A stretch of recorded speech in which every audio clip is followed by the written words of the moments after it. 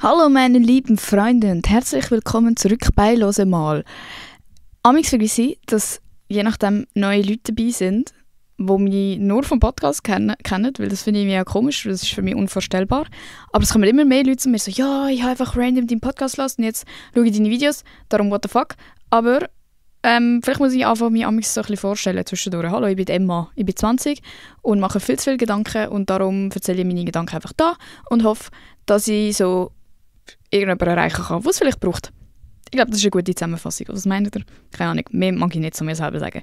Ich bin so die Bitch, die hure Schiss hat, wenn du so irgendwie in so einem fucking Orientierungstag bist oder irgendwo so ein random Event hast und nachher so, ja, sag mal 2 Fun Facts über dich. Habt ihr das Gefühl, ich habe 2 Fun Facts über mich, die nicht peinlich sind? Nein. Ja, ich habe Leichtathletiker, Goldmedaille. Sagen so alle. Und nachher komme ich so, habe mal eine Schildkröte gefressen. Habe ich nicht. Aber ich würde es wahrscheinlich gleich behaupten. Genau. Sehr random. Aber heute, wie man wahrscheinlich schon irgendwo gelesen hat, geht es um das Thema sein eigenes Leben romantisieren. Und ich glaube, das ist, wenn man so ist wie ich und handysüchtig ist, ein Thema, wo man sich schon mal damit befasst hat. So, ja, romanticize your life. So bei diesen aufgeräumten, organisierten Girlies halt. Aber das kann man auch machen, wenn man nicht ein aufgeräumtes, organisiertes Girlie ist. Ich sage es euch, weil ich bin der lebende Beweis dafür. Ich komme immer viel zu früh zum Punkt. Hallo, es muss erstmal ein Live-Update geben.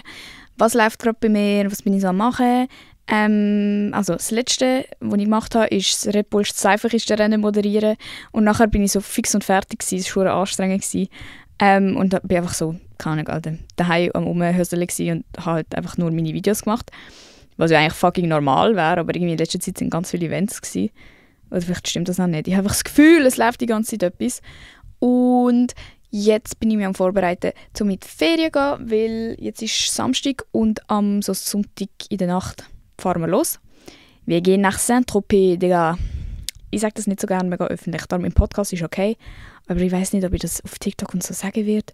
Weil wenn dann Leute auch in Saint-Tropez sind, habe ich das Gefühl, sie können mich so holen. Wie man merkt, ich habe fucking Problem.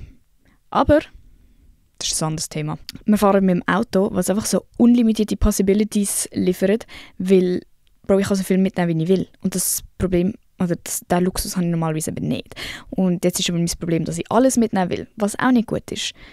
Aber es gibt dazu auch noch ein TikTok/Reel/ keine Ahnung, vielleicht wird es sogar auf Shorts posten, keine Ahnung, ob das Video unter 1 Minute bleibt. Aber auf jeden Fall, ihr werdet davon hören, wenn ihr mich auf Social Media verfolgt. Das ist nicht das Problem. Ja, und sonst habe ich eigentlich nicht gross etwas zu melden, außer dass meine Mami genau jetzt am Staubsaugen ist, obwohl ich ihr gesagt habe, dass ich einen Podcast aufnehme. Aber ich hoffe, man hört es nicht. Die Frau darf ja auch leben, ne? Also, ich glaube, man könnte auch schon zum Thema kommen. Eben, das Leben romantisieren, was bedeutet das überhaupt? In meiner Welt, ich habe es nicht gegoogelt, per Definition, keine Ahnung, Bro. Aber in meiner Welt bedeutet es einfach, dass man so ein bisschen die Zeit mit sich selber schöner oder sich irgendwie schöner redet, als sie eigentlich ist. Zum Beispiel, du gehst mit dem Hund laufen und es ist eigentlich einfach so eine Basic-Sache, die du jeden Tag machen musst, ob du willst oder nicht. Du musst halt mit dem Hund laufen. Aber du kannst es dir halt gleich schön reden. So, Hot Girl Walk, haha. Oder irgendwie einen coolen Podcast hören und dann hast du das Gefühl, du bist so in einem Film der Main Character, der so am Laufen ist und sich Gedanken über das Leben macht. Keine Ahnung. So das, so übermäßige Verschönern von einer Situation, wo aber nur mit dir selber zu tun hat. Also das ist völlig unabhängig von anderen Leuten und darum gefällt es mir auch so, weil du musst eben nicht auf andere Leute schauen. Niemand muss wissen, ob du gerade etwas am fucking romantisieren bist oder nicht, weil du bist einfach am machen und in deinem Kopf denkst du bist Queen von England, mir scheißegal. Hauptsache, du findest halt automatisch cooler, was du machst, als wenn du es nicht machen würdest. Es erreichen mich so viele Fragen bezüglich Selbstbewusstsein, Confidence, keine Ahnung.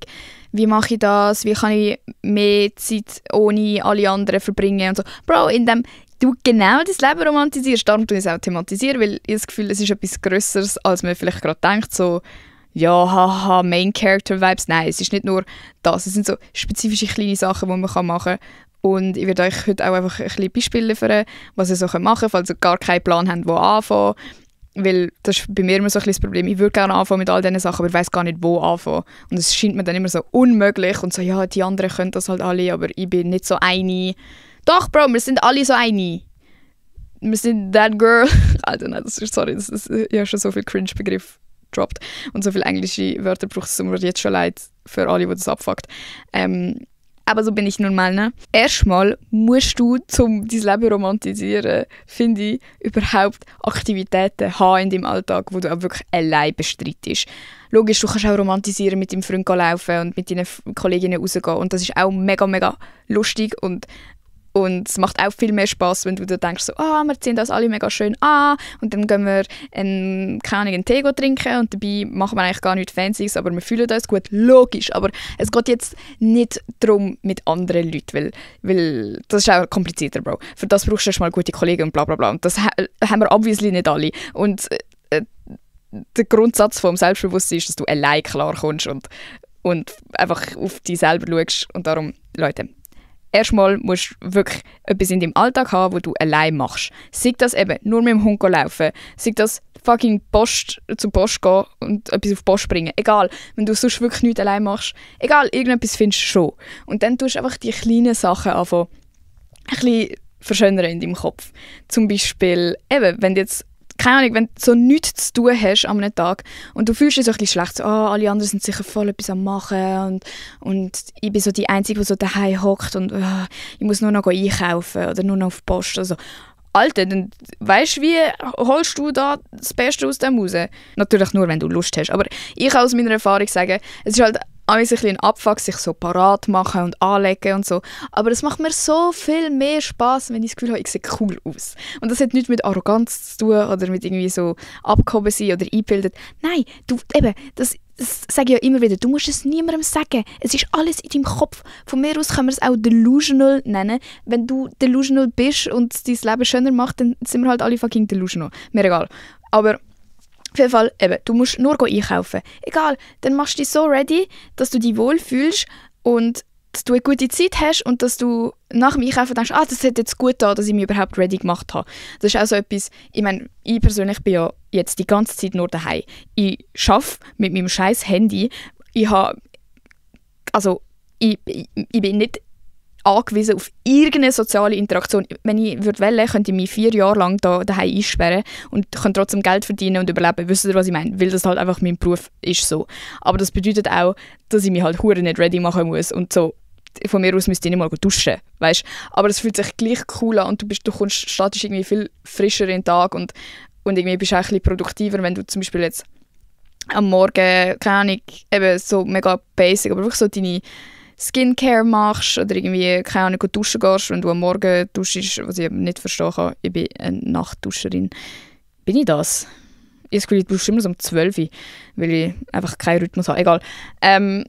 So, einfach wenn du deine eigene Routine hast und so ein bisschen deine Sachen gefunden hast, die du jeden Tag machst und die dich auch gut fühlen lassen und ich finde, für mich zum Beispiel jetzt einkaufen ist so etwas, was mir unangenehm ist, allein eigentlich, weil ich das Gefühl habe, so, allein in der Öffentlichkeit, Leute schauen mich dumm an, was denken die echt, wenn ich das und das kaufe, so, ich bin wirklich alles am Overthinken, das könnt ihr euch sicher vorstellen. Aber wenn ich wenigstens weiss, so, ich fühle mich wohl und ich bin so am Slayen und wenn mich jemand krumm anschaut, denke ich so, ja egal, ich bin hure die geile Sau, dann ist es viel besser, als wenn ich rumlaufe in so einer, das habe ich gerade gestern gehabt, Prime-Beispiel. Ich bin zu meinem Freund gegangen und dann hast du ja obviously nicht den ganzen Kleiderschrank dabei. Ich habe einfach eine Hose mitgenommen. Normalerweise nehme ich 2 Hosen mit, aber ich habe eine kleine Tasche dabei und ich dachte, gut, dann lege ich einfach 2 Tage nacheinander die gleiche Hose an. Ist ja fucking nicht dramatisch. Aber die Hose, die ich angezogen habe, ist so eine, wo mir nur je nach Temperatur und je nachdem, ob ich gerade ein Kilo mehr oder weniger wiege, überhaupt passt. Die ist hure eng und nicht stretchy. Und sie ist mir an diesem Tag gerade gegangen. Und ich bin reingekommen. Und ich dachte, ja, alter geil, ich komme rein, dann ziehe ich die an. Weil die Hose an sich finde ich schon cool. Aber Bro, ich sage es euch, nach 2 Minuten, als ich am Bahnhof gelaufen bin, habe ich das so bereut. Ich habe mich so unwohl gefühlt. Und ich glaube nicht, dass es dumm aussieht von außen. Also, ich weiß es nicht, aber ich glaube, es hat ausgesehen, als würde die Hose mir for real passen. Einigermaßen. Aber ich habe mich gefühlt wie die grösste Presswurst. Und nicht so, ich bin fett. Aber einfach, ich war so eingegangen gewesen. Ich konnte nicht mal anhocken. Ich musste im Zug allein den Knopf öffnen und dann irgendwie noch awkward so probieren, den wieder zumachen, ohne dass jemand sieht, wo ich wieder ausgestiegen bin. Weil es so weh gemacht hat und die hure Hose so unangenehm war, dass ich nicht lange Schritte nehmen konnte, ich nicht schnell laufen können. Und mir geht es immer so etwas so schnell laufen. Dann weiss ich so, zack, zack, zack. Ich bin so niemand kann mir etwas anhaben, weil ich laufe viel schneller als alle anderen. Keine Ahnung, das ist so mein Ding. Ich konnte nicht schnell laufen, ich konnte nicht abhocken. Ich habe das Gefühl, jeder schaut mich dumm an, weil meine Hose 40 Mal zu klein ist. Und das alles nur, weil ich mich reingequetscht habe, weil ich das Gefühl hatte, ja, heute passt sie mir. Bro, ich schwöre euch, ich wirf die scheiß Hose weg. Oder ich verkaufe sie. Von mir aus, sie ist eigentlich cool. Oder ich tue sie nicht wegwerfen, ich tue sie höchstens spenden oder so. Keine Angst. Aber so kleine Sachen, das hat wirklich meinen fucking Tag ruiniert. Weil dann könnt ihr euch vorstellen, diesen Tag bin ich wirklich in dieser Hose rumgelaufen, dann sind wir zu Nacht essen, habe ich fucking Jeans von meinem Freund angelegt, die irgendwie 30 cm grösser ist als ich. Aber lieber habe ich diese Hose angelegt als meine eigene. Dann am nächsten Tag habe ich meine eigene Müsse anlegen, weil wir sind in die Stadt gegangen und so ein bisschen etwas Fancyes gemacht, okay? Und das war mir so unangenehm gewesen, dass ich wirklich so 10 Minuten, bevor wir einen Termin hatten, noch in Subdued reinlaufen und irgendeine random Hose kaufen, einfach, dass ich die anlegen kann, weil ich mich so unwohl gefühlt habe. Und das macht so einen Unterschied. Ich schwöre euch, ich wäre zu diesem Termin erschienen und wäre so gewesen, ja, grüezi, in dieser Hose, wo mir nicht gefallen hat. Und nachher in der, wo mir passt hat und ich mich wohlgefühlt habe, wo bequem war, ist ja, grüezi. Das macht so einen Unterschied und man vergisst es und man denkt, das ist überbewertet, aber es stimmt nicht. Darum, eben, wenn man sich wohlfühlt in dem, was man anhat, in dem, wie man aussieht, irgendwie sich für sich selber schön gemacht hat, eben, es hat nichts mit anderen Leuten zu tun, in dem Sinne, logisch, es hat etwas damit zu tun, dass du weißt, wie du in der Öffentlichkeit von anderen Leuten gesehen wirst und bla bla, und wenn niemand rum wäre, wäre es vielleicht anders, mir scheißegal. Wenn jetzt nicht so tief in die scheiß Materie geht, wenn es dir gefällt, dann gefällt es dir und dann ist das einfach fucking nice, um so durch den Alltag zu gehen. Darum eben, auch für die kleinen Sachen sich ein bisschen ready machen oder so. Und dann ist auch so ein bisschen das Ding von, der Weg ist das Ziel. Es geht nicht darum, oh, nachher sehe ich mega hübsch aus, sondern auch nur schon der Prozess von deiner Routine sollte dir irgendwie Freude bereiten. Darum, du musst nicht einfach etwas nachmachen, wo irgendeiner auf TikTok macht und 50 Produkte braucht und eigentlich schießt es dich an. Nein, wenn du vielleicht findest, oh, es ist mega angenehm, mein Gesicht mit lauwarmem Wasser abspritzen und das war es, dann mach das, aber dann hast du vielleicht eine Freude gehabt. Oder irgendwie so Augenpads, also das habe ich zum Beispiel überhaupt nicht gern. Oder, keine Ahnung, irgendwie einfach ein Haaröl in die Haare tun und nachher denkst du so, den ganzen Tag, oh, es schmeckt so fein. So kleine Sachen oder so, oh, heute tue ich mein Lieblingsparfüm drauf und dann eben laufst du so rum und oh, es schmeckt so fein. Einfach so kleine Sachen, die sie irgendwie besser machen. Oder irgendeine scheiß Handcreme. Oder, wisst ihr, was ich meine? Es muss nicht hure fancy sein, aber etwas, wo du dir wie am Anfang vom Tag oder irgendwann am Tag Zeit für dich selber nimmst und einfach eine gute Zeit hast, so, jetzt probiere ich mal das aus oder und nachher fühlst du dich besser als vorher. Schon mal einfach so ganz allgemein. Und logisch, und das ist auch nicht so, du hast ja auch Tage, wo du keinen Bock hast, zum dich ready zu machen oder einfach im Bett bleibst oder so, aber das ist nicht für so Tage gedacht. Du musst dich nicht zwingen, es ist für die Tage gedacht, wo du auch Bock hast und Energie hast, um das alles zu machen. Und was ich für so Tage empfehlen kann, wo eben keine Lust hast oder irgendwie alles blöd ist oder so, probier passende Musik zu hören, die dich irgendwie aufmuntert. Das hilft mir so oft, wenn ich so eine hyped Playlist höre und ich weiss nicht, ich glaube, das ist sogar so ein bisschen wissenschaftlich beleidigt, dass Musik halt mega Einfluss auf die Stimmung hat. Oder wenn jetzt, for real, wenn du so einen Tag machen willst, wo du einfach nur im Bett bist und traurig bist, okay, dann hörst du halt die hure traurige Musik und dann geht es dir aber am nächsten Tag besser, hoffentlich. Weißt du, macht Playlists für spezifische Situationen. Ich sage euch, das fühlt sich so cool und gut an. Und wieder, niemand weiss, was du hörst. Niemand weiss, dass du extra eine Playlist für genau diesen Walk gemacht hast. Niemand weiss, dass du eine Bahnhof-Umlauf-Playlist hast. Best believe, ich habe so eine Playlist. Ich habe so eine Playlist, die ich nur höre, zum Umlaufen, wenn ich allein laufen muss, weil mir das so unangenehm ist, dass ich so fucking hyped Musik hören muss, dass ich es überhaupt überlebe. Aber es hilft. Und dann kann ich wirklich auch confident rumlaufen. Scheißegal, ob es von außen dumm aussieht. Ich habe das Gefühl, ich laufe auf einem fucking Model-Runway. Scheißegal.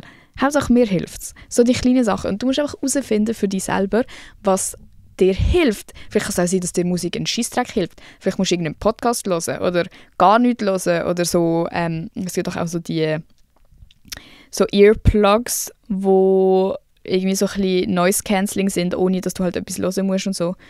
Wenn du vielleicht so etwas mal anschauen willst, vielleicht hilft dir das. Und was halt auch so ein bisschen zum Ready-Machen gehört, ich meine, ich habe das jetzt schon 100-mal angesprochen, aber auch so Hygienesachen, dass du die wohlfühlst mit dir selber. Und es geht alles darum, dass du es innerhalb von dem, was du auch für nötig haltest, machst. Ich sage dir nicht, oh mein Gott, du musst Fake-Nägel machen und Lash-Extensions haben und lasern und die waxen lassen und so. Nein, aber für mich zum Beispiel, Alter, früher war es so ein Ding gewesen.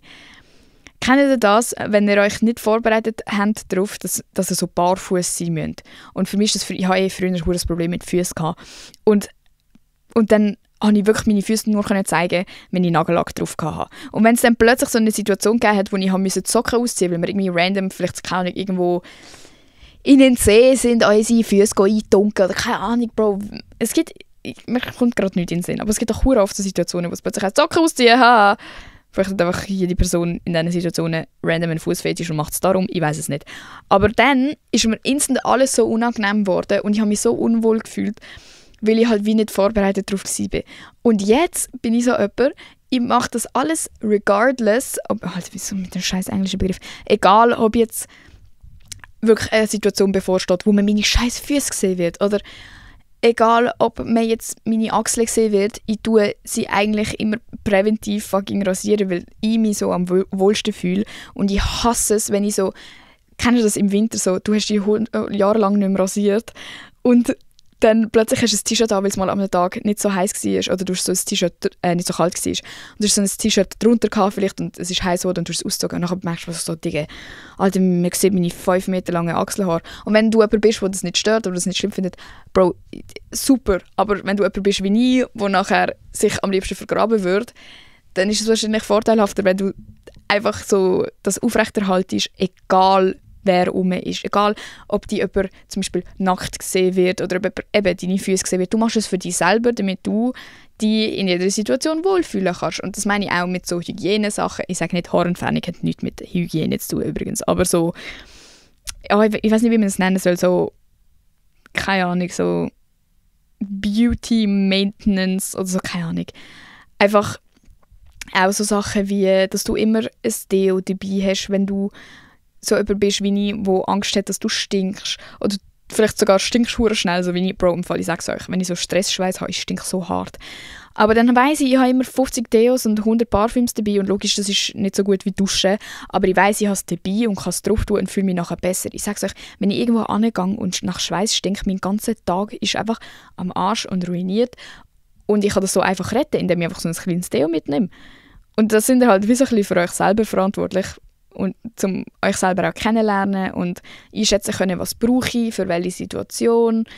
Ich weiss, es ist einfacher, zum Beispiel kein Täschchen dabei haben, nur das Handy mitnehmen.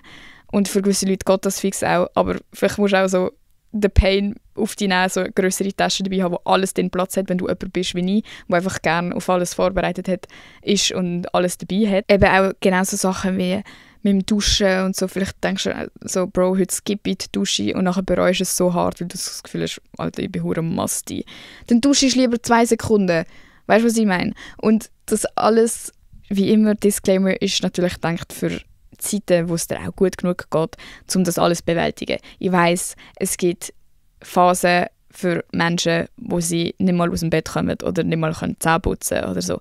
Es geht wirklich nicht um das. Es geht um einen Normalzustand, wo es dir einfach okay geht und du den Alltag bewältigen kannst natürlich. Und was ich auch noch erwähnen will, ist so bei diesem ganzen Thema, es geht nicht darum, dass man sich mit jemandem vergleicht. Du musst nicht Clean Girl Aesthetic TikTok-Mädchen sein. Du musst nicht genau die gleiche Routine wie deine beste Kollegin haben. Und es ist nicht schlimm, wenn eine länger geht laufen als du oder jemand noch die schöneren Haare hat an diesem Tag. Es geht überhaupt nicht um das. Es geht einfach nur darum, dass du dir für dich selber Mühe gegeben hast.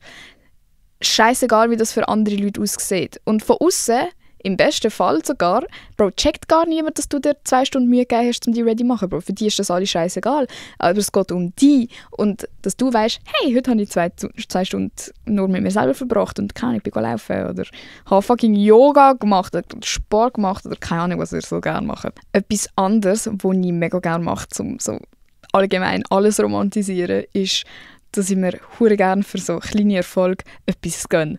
Und natürlich, das kommt darauf an, wie viel Geld man hat und ob man die Ressourcen dafür hat und so weiter und so fort. Aber du kannst dir literally auch einfach eine Kinderregel gönnen.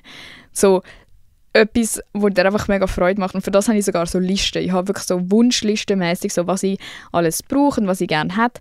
Im Moment ist mein Problem, dass ich das Zeug einfach kaufe, ohne dass ich es mir gönnen kann. Also ohne, dass überhaupt etwas passiert ist, kaufe ich einfach alles. Das ist nicht gut, das finde ich blöd, weil dann ist es auch nicht mehr so speziell. Ich würde euch wirklich raten, macht so eine Liste und dann, keine Ahnung, wenn du eine mega gute Note hast oder so, dann kannst du dir vielleicht etwas von dem gönnen. Oder ja, man muss dann halt für sich selber einschätzen, wie gross der Erfolg sein muss, dass man sich etwas Cooles gönnen kann. Aber dann ist es wieder so, du hast es dir selber gönnt und du musst nicht so warten, bis, keine Ahnung, deine Friends dir so etwas schenken oder deine Eltern oder deine Freunde und so. Nein, du kannst es dir einfach selber holen und du weißt auch am besten, was dir gefällt.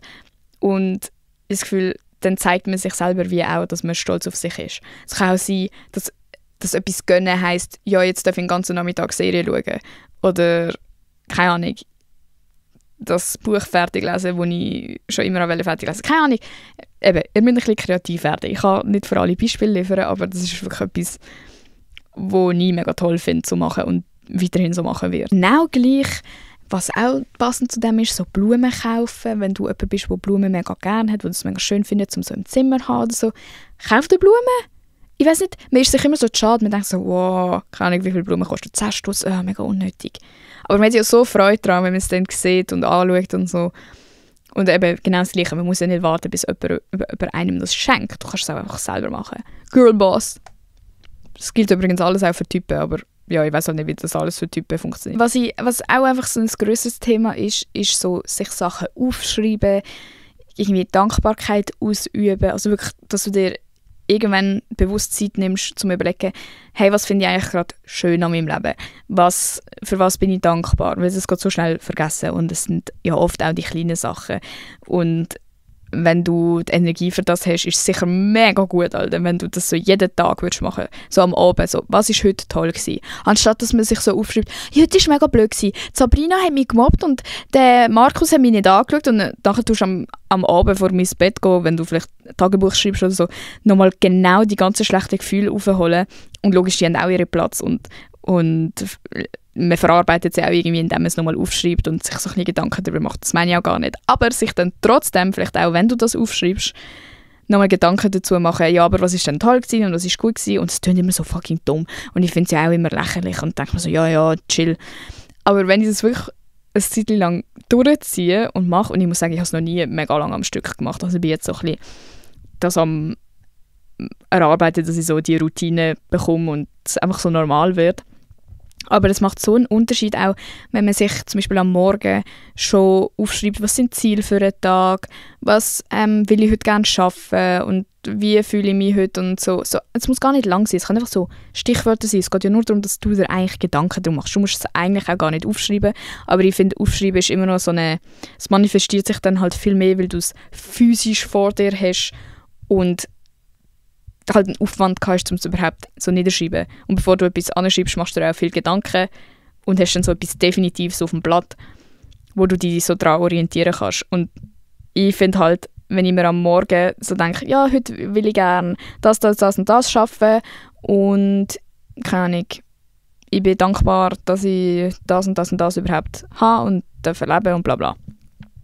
Dann bleibt das so den ganzen Tag in meinem Hinterkopf, weil ich es einfach am Anfang des Tages einfach schon so auf den Tisch gelegt habe quasi. Literally.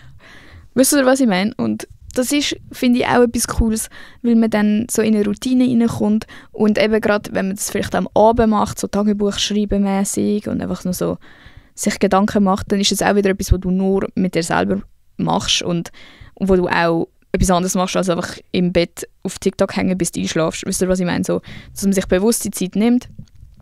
Und das ist ja mega Self-Care irgendwie, dass du auf dich selber schaust und dir Gedanken machst und es einfach nur um dich selber geht und darum, was du denkst und wie du dich fühlst und was eigentlich schön ist am Leben und so. Wenn man sich das immer wieder vor Augen hat, sieht man es halt auch viel mehr. Also wenn ich immer 5 Tage nacheinander überlege, hey, was hat mich so gefreut und so, dann fällt mir das Zeug auch viel mehr auf. Und umgekehrt, wenn du dir nur Gedanken über das Schlechte machst, fällt dir das Schlechte viel mehr auf. Und das wollen wir ja nicht. Und ganz allgemein eben so ein bisschen Hobby, etwas zu finden, wo du allein machen kannst oder wo du einfach gerne machst. Es muss nicht unbedingt allein sein, aber keine Ahnung, vielleicht ist eine Kollegin, ihr könnt jeden Sonntag zusammen laufen, 2 Stunden oder so. So einfach so etwas, wo du immer machen kannst, wo immer verfügbar ist, wo du nicht musst warten, bis die Kollegin zusagt oder bis jemand sagt, ja komm, gehen wir doch mal. So, nein, Bro, du kannst einfach allein sagen, so, jetzt gehe ich wandern. Oder, Bro, ich komme immer mit Laufen. Ich weiß nicht, ich habe kein besseres Beispiel. Oder so, jetzt gehe ich zeichnen oder Musik machen. Oder, wisst ihr, was ich meine? So, wo du auch dann deine eigenen Erfolge haben kannst. Weil das finde ich auch mega wichtig, dass man auch etwas selber erreicht, wo einem niemand wegnehmen kann. So zum Beispiel, oh, du kannst etwas Neues auf dem Klavier spielen. Geile Sicht, das kann dir niemand wegnehmen und niemand hat es dabei gebracht. Also du bist halt in fucking Klavierstunde gegangen, aber zum Beispiel, wenn du es jetzt mit YouTube machst, niemand hat es dabei gebracht. Niemand kann sagen, ja, das kann sie nur wegen mir. Du musst nicht denken, oh, das kann ich aber nur wegen dem anderen. Nein, ich habe das selber gemacht und ich finde es mega cool und dann kannst du ein bisschen bluffen bei dir selber und bist stolz. Und ich glaube, was hure vergessen geht, ist das Stolz auf sich selber sein und actually auch etwas machen, dass man stolz auf sich ist. Logisch kann ich nicht stolz auf mich sein, wenn ich da in meinem verdreckten Zimmer hocke und den ganzen Tag nichts gemacht habe. Und logisch fühle ich mich dann immer schlechter und immer schlechter, auch wenn es angenehm ist, nichts zu machen und so chillig und easy. Das macht dich ja nicht glücklich. Und wenn du immer so etwas hast, wo du daran arbeiten kannst, auch wenn du es nicht gut kannst, Bro, egal ob du Scheiße zeichnest, wenn du immer wieder zeichnest und Freude daran hast und vielleicht Musik dabei hörst und einfach so ein bisschen abschalten kannst, erstens wirst du viel besser zeichnen können danach. Zweitens ist der Purpose ja wieder, also der Weg ist wieder das Ziel. Es geht ja nur um den Prozess und darum, dass du etwas hast können machen und so ein bisschen abgeschaltet hast. Es geht nicht darum, dass du ein fucking Pablo Picasso-Bild malst. Vor allem sind die nicht schön. Du kannst sogar ein Pablo Picasso-Bild malen, einfach irgendwie etwas Randoms anklatschen. Und vielleicht allgemein zu dem, ich vergesse amigs, wie viel Freude es mir bringt, kreative Sachen machen, weil es ja eben jetzt auch eigentlich mein Beruf ist. Aber wenn ich jetzt lang mal nicht kreativ war, und ich glaube sogar ganz viele Menschen, ich glaube alle behaupten so, ja, ich bin gar nicht kreativ und so, aber so viel, was man macht, hat eigentlich mit Kreativität zu tun. Es ist einfach mega wandelbar, der Begriff. Es heisst nicht eben, dass du mega gut basteln kannst, es kann sein, dass du gut mit Wort bist oder kreativ bist in Lösungen finden für deine Friends, dass du oft mit ihnen über ganz viele komische Theorien redest oder so. Und einfach, dass man für sich selber etwas findet, wo man auch immer wieder so einen kreativen Outlet hat, denke ich, ist auch wichtig, einfach so für einen Ausgleich. Also mach dir vielleicht jetzt mal Gedanken, was bei dir so Kreativität für eine Bedeutung hat und wie du das so ein bisschen einbringen kannst, weil das ist auch einfach etwas, das macht einfach Blutspaß. Und das finde ich wichtig, einfach Sachen haben, die einfach fucking nur Spaß machen und nichts Tieferes zu bedeuten haben und keinen Sinn und Zweck haben, sondern einfach so, Bro, okay, das war jetzt lustig gewesen. Das hat mir Spass gemacht. Ich glaube eigentlich, das wäre low-key schon alles gewesen. Was ich auch viel höre, ist, dass Leute es cool finden, ein Moodboard machen. Also so eine Collage von was deine Inspiration ist und wer du gerne wärst und so. Und dass sich das dann irgendwie mehr manifestiert, wenn du das so machst. Ich habe noch nie ein Moodboard gemacht. Ich habe es eigentlich mal wollen, aber irgendwie, es ist mir noch zu cringe. Ich kann mich noch nicht überwinden dazu, irgendwie so eine Vision kreieren von, das will ich sein, weil das ist für mich auch irgendwie komisch. Aber ja, ich glaube, abschließend kann man einfach sagen, ich glaube, ihr checkt so, was ich meine mit Romantisieren. Einfach so, stell dir vor, das ist mega cool. Oder stell dir vor, du wirst gerade von fucking 50 Kameras begleitet und bist so die Coolste in irgendeiner Serie. Und es ist egal, ob es cringe ist oder ob es abgehoben wirkt oder arrogant oder gar nicht realitätsnah ist oder irgendwie eben delusional ist. Scheißegal, Bro. Es hilft und man fühlt sich besser und du kannst deinen Alltag so viel besser bewältigen, wenn du dich gut fühlst. Und eben, das vergessen wir so oft. Logisch, du kannst arbeiten, wenn du hässig bist. Logisch, du kannst alles noch machen, wenn du hässig bist oder scheiße drauf. Aber du kannst es viel besser und viel einfacher machen, wenn du actually gut eingestellt bist und irgendwie Freude einfach an dir selber hast, auch wenn das, was du gerade machst, vielleicht scheiße ist oder langweilig oder so. Wenn du dich mit dir selber wohlfühlst, macht es einfach so einen grossen Unterschied. Und darum will ich euch das einfach auch ans Herz legen. Mehr so Sachen machen. Eben zum Beispiel vielleicht eine schöne Tasse kaufen, weil es sich dann viel toller anfühlt, um den täglichen Kaffee zu trinken oder so. Oder, keine Ahnung, ein Herzchen auf die Nagel malen. Oder irgendwie so, es gibt so Nagelstickers, wo du dann jedes Mal, wenn du deine Hand anschaust, denkst, oh ja, das ist mega herzig. Wisst ihr, was ich, also das ist jetzt ein dummes Beispiel, das sind alles so Sachen, die man kaufen kann. Ich bin einfach ein fucking Material Girl, muss ich ehrlich sagen, aber oder irgendwo so ein Zettel aufhängen, wo du etwas Herziges drauf schreibst und dann siehst du es immer und denkst so, oh, ich bin so gut zu mir selber. So ein bisschen der. Wisst ihr, was ich meine? Investet ein bisschen Zeit in euch selber, checkt, dass ihr mega cool seid, ihr seid wirklich alle mega cool und dann wird alles andere irgendwie auch schöner. mit der Zeit. Und es ist ein Prozess und es ist nicht linear und mal ist es scheisse und mal ist es mega gut. Und ich glaube einfach, das Wichtige ist, dass man dran bleibt und sich selber treu bleibt und so ein bisschen sich auch die Mühe gibt, weil es ist anstrengend. Bro, es ist logisch einfacher, einfach ins Bett gehen und TikToks schauen, anstatt dir noch Gedanken über den Tag machen und aufschreiben und bla bla bla. Aber es hilft und es ist toll. Und ja, lieber fängt man früher als später mit dem an. Und das kann dir auch niemand mehr wegnehmen. Und du wirst es nicht bereuen. Du wirst nicht denken, oh mein Gott, wieso habe ich das angeschrieben? Höchstens wirst du denken, oh mein Gott, geil, habe ich vor 4 Jahren aufgeschrieben, was ich jeden Tag gemacht habe, weil jetzt weiss ich es gar nicht mehr. Wenn du so bist wie ich. Nächste Woche wird keine Folge kommen, weil eben ich bin ja in der Ferien. Aber ich freue mich dann auf übernächste Woche. Vielleicht kann ich dann ja viel zu erzählen von der Ferien. Es wird wahrscheinlich auch einen YouTube-Vlog dazu geben, wenn ich nicht völlig verkacke. Ich nehme auf jeden Fall meine Kamera mit. Und schaut gerne, mein Bauch hat gerade mega knurrt, ich weiß nicht, ob ihr es gehört habt. Schaut gerne noch den Red Bull Seifenkisten-Vlog auf YouTube. Auf YouTube heisst sie Wemse. Ich habe mir Mühe gegeben und ich möchte gerne mehr auf YouTube machen, weil das macht Spaß, Digga. Ja, bis nächstes Mal. Macht's gut. Vergesst nicht den Podcast zu bewerten, wenn du eine gute Bewertung hast, sonst nicht. Und liebe Grüße. Tschüssi. Oh, habe ich euch das schon mal erzählt? Ich sage im Fall immer, wenn ich am Telefon mit Leuten bin, mit so fremden Leuten oder so Leuten, die ein Interview mit mir machen oder so, sage ich legit zum Tschüss sagen Tschüssi. Mir passiert das auch an der Kasse und so Tschüssi. Bro, shut the fuck up, Emma.